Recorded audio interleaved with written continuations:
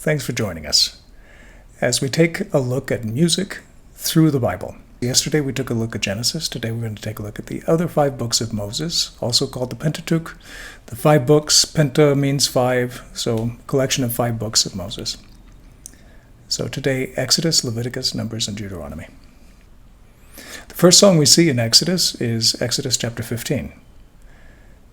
And it's after God has delivered them from Egypt, and the Egyptian army is kind of at one side, and they have a mountain on either side, and then they have this big sea, this huge body of water in front of them. And Moses gets on his knees and prays, and God says, "Get up." Tells him to stretch out his staff over the water, and they walk across the Red Sea on dry ground. So after they get to the other side and the Egyptians try to follow them through, the waters come and the Egyptians drown, and so they don't even have to fight the army. It's completely non-violent as far as the people of Israel are concerned. And they're delivered from slavery. First time in their lives they're free. And they've been in slavery for 400 years. So then Moses and the people sang this song to the Lord. "I will sing unto the Lord, for he has triumphed gloriously. The horse and the rider he has thrown into the sea. My God, my Lord, my strength, my song has now become my victory." A great song of praise to acknowledge that God has done something extraordinary for the people. People often sing to rejoice in what God has done. Towards the end of Exodus, we have a very different kind of singing. It says in Exodus chapter 32, beginning of verse 17, "When Joshua heard the noise of the people shouting, he said to Moses, 'The sound of war is in the camp.' But Moses replied, 'It's not the sound of victory. It's not the sound of defeat, but it's the sound of singing that I hear.'" They were singing to worship the gods of Egypt and to do some other things that were definitely against the law that God had given them.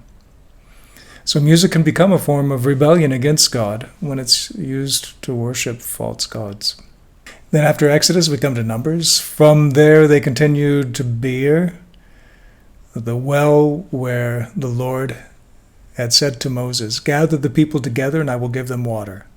Then Israel sang this song, "Spring up, O well, sing about it, about the well that the princes dug, that the nobles of the people sank, the nobles with their scepters and staffs." So God gave them water in the desert, and they are rejoicing in God's provision.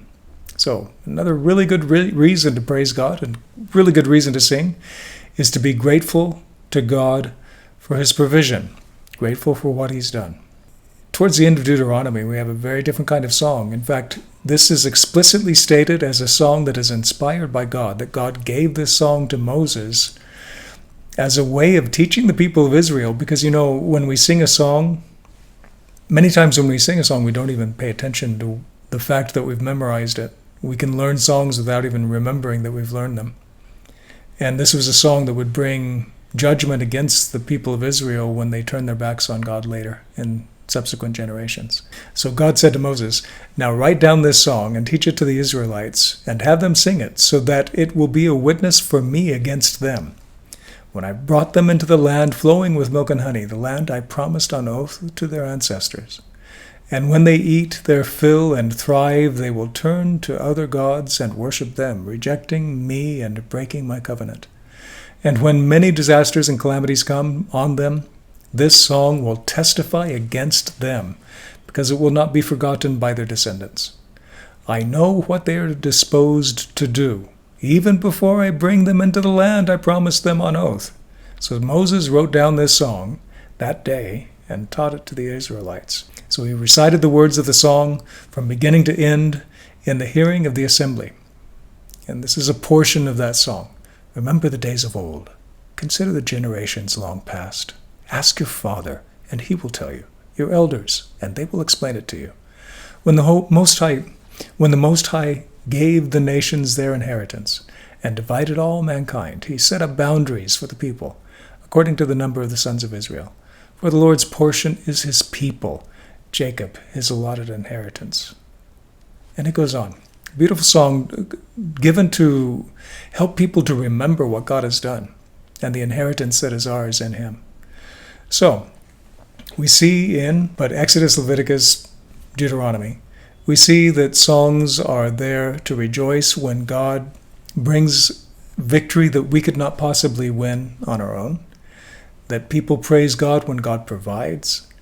And here we see that God actually gives a song to remind us of who He is and what He wants to do in our lives, to remind us of the way that He has worked in the past, and His promise is that He will continue to work that way in our lives if we'll give Him half of a chance.